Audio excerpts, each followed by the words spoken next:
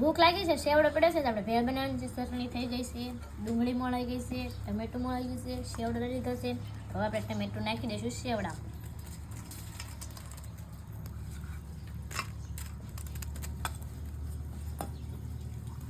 ડુંગળી,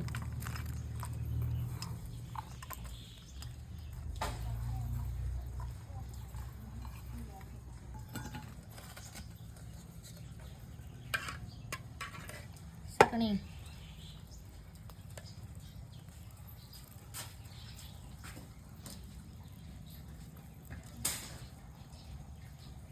મિક્સ કરી દઈશું.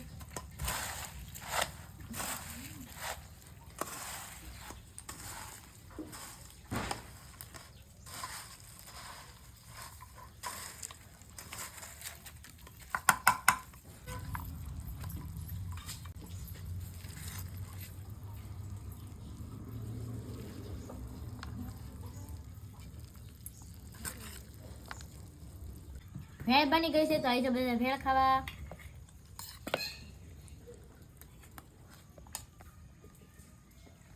મસ્ત છે.